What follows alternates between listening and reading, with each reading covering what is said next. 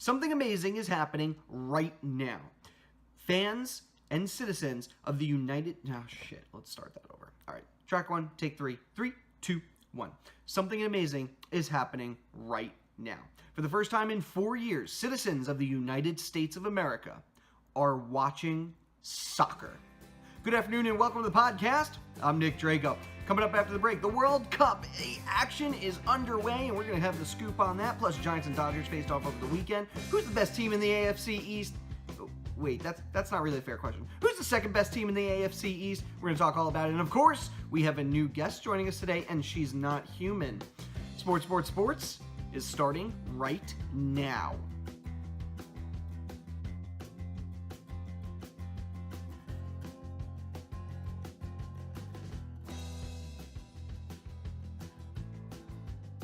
Hello and welcome to the last episode of this podcast to take place in Allentown, Pennsylvania. Hannah and I have officially begun to move things into our new apartment, and we'll be getting the rest of our stuff next weekend. Also, I saw Incredibles 2, and it was amazing. In other news, I've discovered that 7 minutes is way too long to talk about soccer. Actually, it was more like 11 minutes. So we're going to dial it back a bit this week. Tim and I, we just got too carried away in the last episode. And for the first time in the history of this podcast, baseball is taking over in the top block of the show. So why don't we start there today? Boston and Seattle has been more than just a transcontinental matchup. These two are really hot teams at the top of their respective divisions. Now, this series lived up to its billing indeed. Both teams came away with 2 victories, 3 of which were within 1 win. The rematch will be next weekend, so we still have time to figure out who the better team is. Angels struck with bad news earlier this week with the loss of phenom Ohtani until at least 2020. As this all goes down, they play divisional rival Oakland. LA won 5 of their previous 7 matchups this year. Oakland took 2 victories, and the one by the Angels, that's their first since Ohtani's injury. Lucroy had an RBI single for the A's in the 11th today. That gave them the win. Washington, after being thrashed, they were limping after being thrashed by the Yankees. They took on the Blue Jays in a battle between Canadians and Americans. The Nationals were swept, taken down, bust out the brooms. Each game was close, no more than 2 runs in each. Giants and Dodgers, one of the biggest rivalries in baseball. Giants have won 4 of their previous 6 games, although for all 6 of those were in San Francisco. Now, this time the series flips over to LA, where the home team took 2 victories. Hundley and Belt homered today for the lone San Fran win. Also, Giants signed the number 2 pick in last week's draft, Joey Bart, to a record $7 million deal. I hope for their sake he actually plays in the pros. All right, now looking around the league, the Bronx Bombers, they're taking on the Rays at home. Yankees win 3 of 4. Tigers and White Sox in a divisional matchup with El Tigres sweeping the series, including today's walk-off win. Royals and Astros, the 2 most recent World Series winners from the American League. Shocker here, Astros win all 3 games. They've won 11 straight, and last 10 were on the road. Rockies and Rangers rock the house, with the Rangers winning the rubber game today, 13-12. Miami and Baltimore could have been the Marlins' first sweep of the year, but alas, Baltimore's bats woke up early with a 10-4 victory. Reds and Pirates in a rivalry matchup. Pirates 1-2. Indians and Twins, both of these two have led the division at some point this season, but the Twins' stock is falling while Cleveland's is rising. Twins won that series. Phillies and Brewers, with the Phils winning 2. Maikel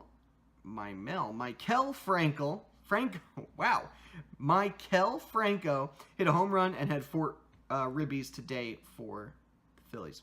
Padres and Braves, a cross-country matchup with the Padres outscoring Atlanta but losing the series. Cubs and Cardinals, 2 strong NL clubs and rivals, with the Cubs winning 2 games before the late one tonight. And then the Mets and Diamondbacks, as New York continued its streak of bad luck, they wind up with an even series, though. All right, looking at the playoff picture, who would make the playoffs if the season were to end right here, right now? So, in the AL, right, the Yankees are leading the East. The Astros, they retook the West from Seattle. And the Indians are the only team in the AL Central with a winning record. Mariners and Red Sox are the obvious wildcard teams. And honestly, nobody else is even close to those 5. Looking at the NL, things are a little more dicey. Cubs retook the NL Central from Milwaukee. Braves lead the NL East, and the Diamondbacks have the NL West. Poor Rockies, they're 2-8 in their last 10. Last weekend, we were talking about them taking over the division, and now they have a losing record and sit in 4th behind the Giants and Dodgers. Brewers, Nationals, they get the wild cards, but the Dodgers are only slightly out of the loop. Cardinals, Pirates, and Giants, they're close enough to make noise. Basically, NL, really close, and barring a meltdown, the AL is pretty much locked up. Baseball, it's pretty boring. Nothing makes me crazier when I hear that phrase. But folks, they're kind of entitled to their opinion. I should know. I have a lot of opinions on this show. Unfortunately, that opinion is what's killing the sport. With the owners' meeting wrapping up earlier this week, one of the biggest numbers looming in the minds of the MLB brass is the 6.6 drop in attendance this year.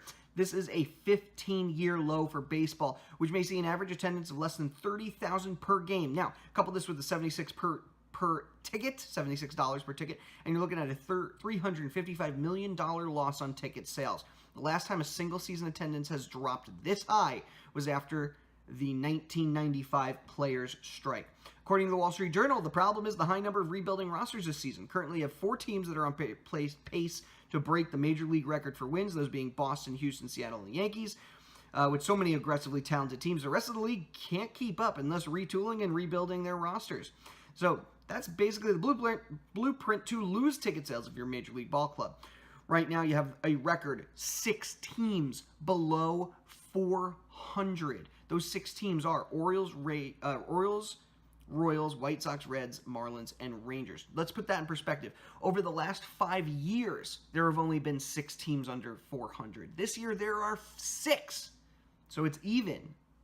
America's pastime is surely not going anywhere. However, if they can't find a way to put butts in the seats, something dramatic might need to happen to save this sport.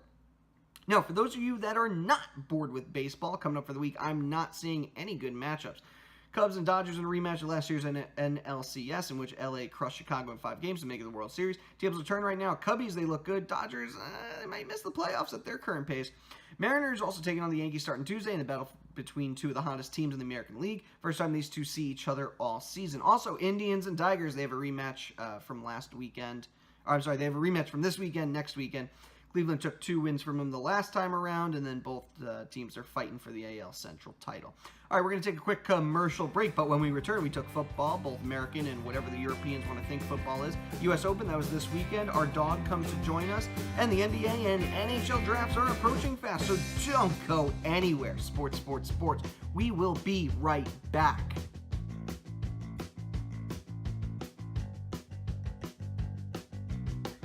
You know what's really fun? Having a great advertisement. You know what's really, really fun? Having your great advertisement on the Sports podcast. Hi, I'm Nick Drago, executive producer of Sports, and I know what you're thinking. You're probably considering us to sell your product, but concerned with the price. Have no fear, friends, because right now we're offering free ad space. Wait, what? There is no way that's true. Well, it is, my friends.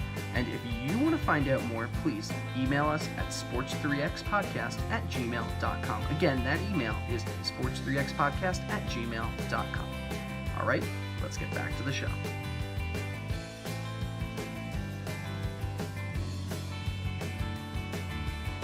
Now for the biggest sporting event occurring, it's the FIFA World Cup. Our soccer correspondent, Tim Nunzig, nearly lost his credibility last week when it turned out that his pick for the top scorer, Kylian Mbappe, was hurt in practice. Still not sure if I'm saying that right, but at least it sounds like the Hanson song. Not to worry, though, he did end up playing for France. Let's recap the first few games. So, Russia proved they weren't completely hopeless, beating Saudi Arabia 5-0 in the opening matchup of the group stage. I'm sure America's only current ally, Vladimir Putin, was glad to hear about that one. Uruguay beats Egypt in the 89th minute off a goal by Jose de Vargas to give them the 1-0 victory. Even crazier, though, was Iran's win off an own goal at the very end of extra time. It was their first win since 1998. Portugal and Spain did not disappoint. These two rivals ended up in a 3-3 tie thanks to a late goal by Cristiano Ronaldo. Oh, wait, did I mention he already had 2 other goals before that? Yep, all 3 came from his foot. And that is a hat trick for CR7, which is a nickname that I heard him called. And now that I say it out loud, I really don't like it. France, they also took home a victory over the Aussies 2-1. Although both of France's goals had to be confirmed via replay. Things got even crazier after that as Argentina tied with Iceland. Peru lost to Denmark. Croatia beats Nigeria. Serbia beats Costa Rica 1-0. And Germany lost to Mexico. I know I'm going to be eating a taco and celebrating with the rest of the Mexicans because our neighbors down south pulled off a great win over the best team in the world. Now, the Mexican crowd was cheering so loudly that it actually caused a small earthquake. Just weird, though, was Another weird thing that happened, though, was Brazil tying Switzerland. So a lot more matches coming up this week. See, that wasn't so bad. I didn't talk about it for too long, okay? Our NFL Summer Series continues this week as we continue going division by division to get hyped up for football season. This time around, we look at the AFC East. Now, let's be honest here. The attractive headline is to pick someone other than the Patriots to lead this division. But their time just isn't up yet. The honest truth here is that the Patriots are cheaters. And I'm not just saying that as a New England hater. This team, time and time again, has been caught cheating or bending the rules. Maybe other teams do it too. We don't know. But the Pats are always the ones facing a scandal. And of course, anytime they face a scandal, the odds are stacked against them. They thrive. They win a Super Bowl or they make it to the Super Bowl. So the most recent news is that Julian Edelman tested positive for performance-enhancing drugs, going back to all the internal struggles between Brady, Belichick, and team management, coupled with the rumors that the Pats almost traded Gronkowski for a chance to draft Baker Mayfield. The red flags, they're just starting to pop up all over New England. Now, don't get me wrong. The Empire hasn't fallen yet. As long as Brady plays, this is the team to beat. We'll see how much longer, though, he can play through. And the good times, they're eventually going to end for New England, but not quite yet.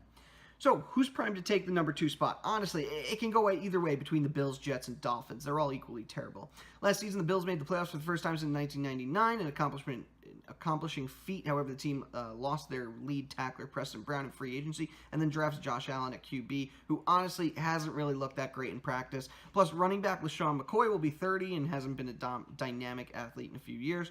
Dolphins lost Landry, Sue, and Pouncey, their 3 best players. They unfortunately have Ryan Tannehill back from injury, and he's arguably the most overrated, underperforming starter in the league at QB. And aging stars like Frank Gore and Danny Amendola, let's be serious, they can't compete. It's not a competitive football club, but maybe they'll catch a few breaks. I'm actually impressed with what the Jets are doing right now. Going into last season, they were expected to lose every single football game they came across. They were literally expected to win 0 games, and they came out with 5. New York then went and brought in top-tier talent like Trumaine Johnson, Avery Williamson, and Isaiah Crowell, plus a revamped receiving core of Cursa Nunwa and Anderson, plus 2 semi-capable quarterbacks, Josh McGowan and Teddy Bridgewater, along with the 3rd overall pick and future cornerstone Sam Darnold, who's been impressive thus far in camp. For those reasons, I put Jets slightly at number 2 behind New England, followed closely by Buffalo, and dead last is Miami. Either way, though, I won't expect wild-card berth from any of the above, including the Patriots, because they're probably going to win the division. If you have your own opinion, though, please share it. I'm going to want to know. Our email, sports3xpodcast@gmail.com. U.S. Open was interesting to watch this weekend. First off, some of the biggest names in golf were sent home early on Saturday, including Rory McIlroy, Jordan Spieth, Martin Kramer, Jason Day, Sergio Garcia, Adam Scott, Keegan Bradley, John Ram, and everyone's favorite failure, Tiger Woods. Yep, Shinnecock Hills claimed them all. Meanwhile, Brooks Koepka wins the whole thing, and it sounds familiar, as it should sound familiar, because we're going to refer back to last year when Brooks Koepka won the whole thing. Yep, that's back-to-back victories. Poor Tommy Fleetwood came so close. Probably should have won after shooting 63 today. That was tied with the lowest ever score in U.S. Open history.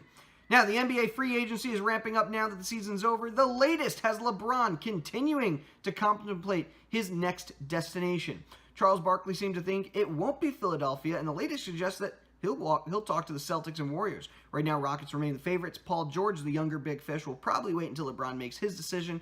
People also seem to forget that Isaiah Thomas is a human basketball player. He looked great on the Celtics system and barely got a chance to thrive in Cleveland before becoming a bench warmer in LA. So where does he play next season? Top candidates include the Spurs, Knicks, Mavericks, and Pelicans, but I doubt he stays with LA unless for some reason they lose out on both LeBron and George. Also, don't forget, NBA draft is coming. That's on Thursday. So Phoenix, they're going to have the top pick, followed by Sacramento, Atlanta, Memphis.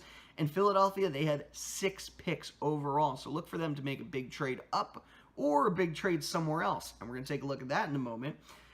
Kawhi Leonard, in a stunning display that surely has Tim Duncan spinning in his retirement, Spurs star Kawhi Leonard has officially set the interweb on fire by announcing that he wants out of San Antonio. It's been no surprise that Leonard and the Spurs coach Greg Popovich have not been seeing eye to eye. as rumors of Kawhi wanting out have been swirling all year. This could signal the end of the Spurs' dominance for a bit. It was expected that Leonard would carry the torch after Tim Duncan when he retired. In typical millennial fashion, he told his team via Twitter. In fact, he and Popovich still haven't spoken about it. All right, so where's he end up going? Apparently he's mentioned New York, but that's likely not going to happen because, let's be honest, every basketball player says, yeah, why not New York for a split second before they laugh themselves silly and then go sign with a good team. The other candidates, though, are LA, Philly, or Boston. Yep, the same teams that are mentioned every week because they have all the assets. Philly, in particular, can get rid of some of those draft picks, along with Embiid, Simmons. Along with Markelle Fultz, not Embiid and Simmons. You keep those guys, Philly. But they'll still have plenty of cap room if they can trade some picks and Markelle Fultz. They can bring another star like LeBron or Paul George. Wow. So, think about it. Embiid, Simmons, Kawhi, and either George or James. I mean, you're looking at a crazy talented team. It's basically the team that can beat the Warriors. LA, they also have some cap room, and they can make a lot of moves. But what they lack is the already established star power. Now, that's not a knock on Lonzo Ball and Kyle Kuzma. They're young guys. It's nothing compared to what the 76ers have built so far. The Celtics, they need to focus on getting Hayward and Irving ready to play before they consider blowing up the roster yet again. They could certainly sign a big free agent, but they probably shouldn't go for it in a trade. Also, you have the Kings there in the mix because, once again, they have a top 5 pick, and once again, they'll likely waste it. So why not just trade us Kawhi Leonard, right? It makes sense. That probably wouldn't be the best move, though, for the Spurs. All right, so for the NHL, we talk a lot about John Tavares and the Islanders last week, but this week we'll get another top name, John Carlson. He's finally won the Stanley Cup, but the Capitals will have a difficult time holding on to him. Washington has 10 free agents and only about $11 million in cap space. These dudes are going to want to get paid. Carlson's 15 goals and 68 points is a big draw for teams looking to upgrade their defensemen. It'll be interesting to see where he winds up. Now, Bovanda odds makers have determined that Erik Karlsson, Jeff Skinner, and Mike Hoffman, they're the most likely to be traded. And Ilya Kovalchuk has narrowed his list down to a handful of teams. Many assumed he'd want to go to the Islanders. But could it be the other New York club that would utilize his services? Rangers are the front runners, along with the Kings, Bruins, and Sharks. NHL draft. That begins on Saturday. Oh my gosh, is it really time for a break? Yes, it is. When we return, the young gun Jayme Grumm answers a few trivia questions. Our athlete of the week. Oh, and my dog, Catalina Wine Mixer, joins us for a quick prediction. So no worries, sports. We will be back briefly.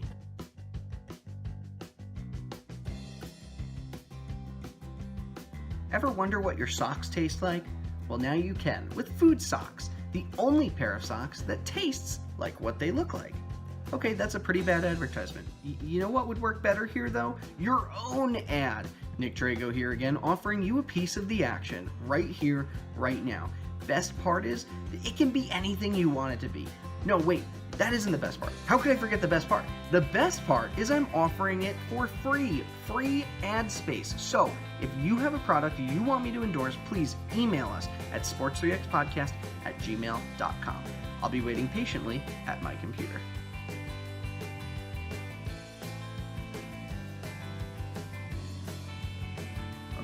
Track 4, take 1, 3, 2, 1.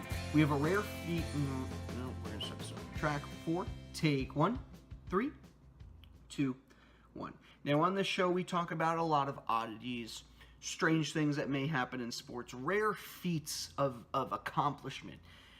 And there isn't much more of a rare feat than a young man first watching sports. He's going from watching none staying up late to see the results of the Stanley Cup Finals. The young gun Jayme Grumm joins us once again for a romp into the world of sports trivia.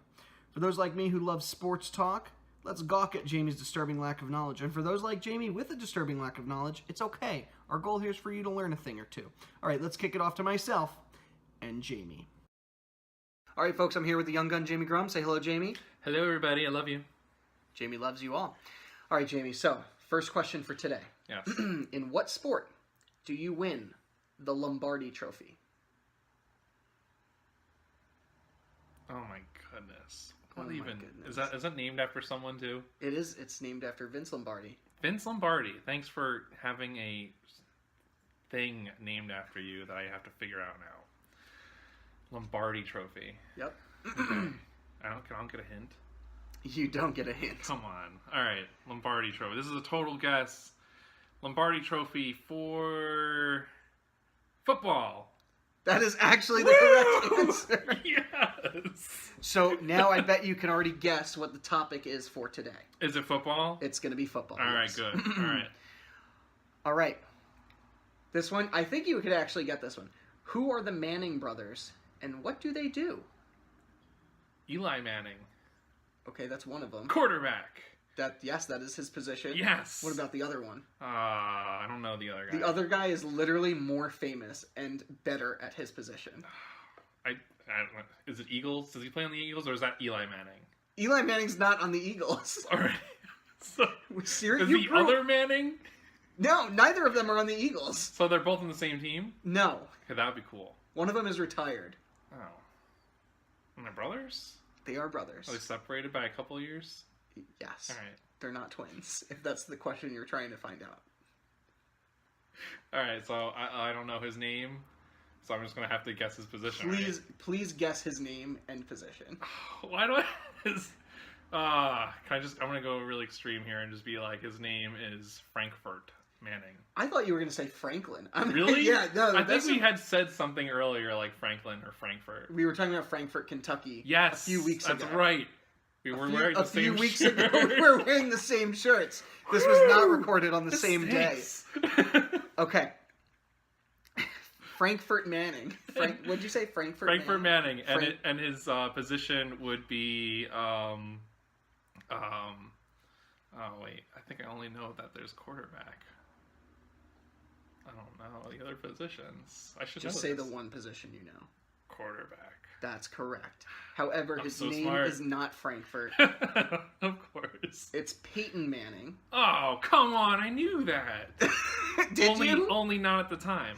Okay, so Eli Manning, Mm-hmm. I'm actually a little disappointed. You grew up in New York, Jayme. He plays for the Giants. Peyton Manning. Go Penguins. That's not even the right sport. Peyton Manning played for the Colts and the Broncos and is retired now. Okay. Does he have a Hall of Fame?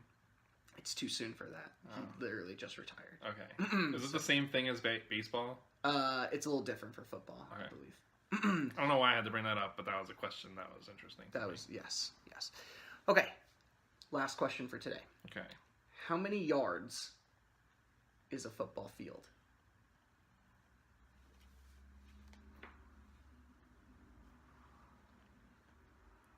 Stop. It's 100 yards. What makes you say that? 50-yard line is like the middle. So. Oh, okay. Is that correct? No. But you're along the right track. Yes, the 50-yard line is the middle. Okay. Yes, there's 100 yards of play. Oh, wait, so it would be like 120 yards. Yes. Math, I'm good at it. Can you explain to them why 120? Because of the, what the heck is that called? They call that the fun zone. The fun zone. And you get to, like, do, like, a... They don't actually call that a fun zone. Oh, okay. Well, that would be fun to do, though. They call it an end zone. That's it. But you get to have fun there, so you that do would have work. fun there unless you're the opposing team, yes. Okay, yeah, that would stink. All right, Jayme, thanks for joining us today. We'll see you next time. Bye. Alrighty, and before we wrap up the show, we have a special guest with us today. Catalina Wine Mixer, my beautiful puppy. So, Hannah and I, both from New York, we both like very different football teams. Myself, the New York Jets, and her, the New York Football Giants. And so we always thought, well, when we do have children, which team are they going to follow? Will it be both? Will they just play middleman? Or will they actually pick one? What we decided to do was have our dog find out for us. Now, we had many fails with this. It took quite some time for her to figure out, which cookie she was going to eat. But she did it all right. So without further ado, I'm going to kick it over to my fiance, Johanna Albert. Hannah? We are here in the living room today, waiting to find out if Catalina Wine Mixer will choose the New York Giants or the New York Jets. So without further ado, here comes my favorite referee and soon to be yours. Come here, Bug. Come here. Which one? Come here, Boo. What do you think? Oh, we've got some Jet licking. You like the Jets? Well, I think we have a winner. Catalina has chosen the Jets for this year. A disappointment because she's usually a Giants fan. Good job, Kat. All right, back to the podcast. Well, wasn't that just absolutely adorable? All right, moving on. Our athlete of the week for this week, he did something awesome over the weekend. We all hate it when fans ruin a big game. Like when a spectator feels the need to air out his unmentionables by running onto the field butt naked. Our athlete of the week took the matter of a streaker into his own hands. Our story begins north of the border in a magical land known as Vancouver during a Canadian football game. And yes, I know, Canadian football is basically the northern equivalent of ping pong.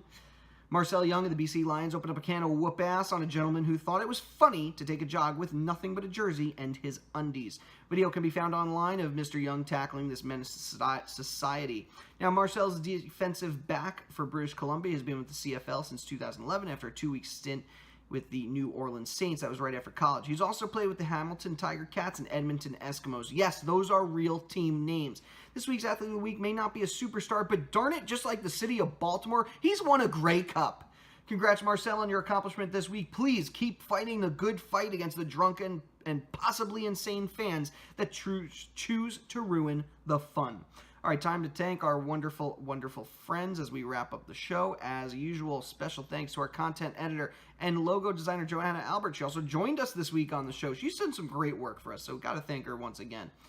The music for this show is a song called Golden Sunrise by Josh Woodward. A link to his website can be found in the show notes. Kevin Franceschi, he gave us a retweet this week. We also got the likes and shares from the Alberts. Marissa Caulfield not only liked the show, but told us about it in our comment session. She definitely wins our Fan of the Week award. Also, a like from Lois Butler and Tim Nunzig, our soccer correspondent. He was proud of how hard I worked on pronunciations this week. And, of course, the young gun, Jayme Grumm, thanks us for joining the show today. Oh, thank you for joining the show today. You don't have to thank us. We're going to thank you. And thanks to Catalina Wine Mixer for being such a good sport. I mean, she got to eat a lot of cookies. So remember, if you want to mention on the show, please email us, sports3xpodcast@gmail.com. Again, sports3xpodcast@gmail.com, or tweet us at sports3xpodcast. Coming up this week, we have some big soccer matches at the World Cup, including Tunisia, England, Belgium, Panama, and Sweden, South Korea. That's tomorrow. There are games every day this week, so just be ready for it. NHL and NBA drafts, they're coming up at the end of the week, so if you're looking for the great star out there, he's out there somewhere. He's not me, but somebody out there. He's the next big star, so you'll get to see him get drafted. All right, that's it. Show's over. Please, please, please like, comment, share, tweet us, email us, follow us, do something, friends. Wish me luck on my big move next weekend. Philadelphia is waiting for my arrival, and my stomach is waiting to have a real Philly cheesesteak. All right, don't forget our email, sports3xpodcast@gmail.com. Our Twitter is @sports3xpodcast. I'm Nick Drago, and you have a great night, friends.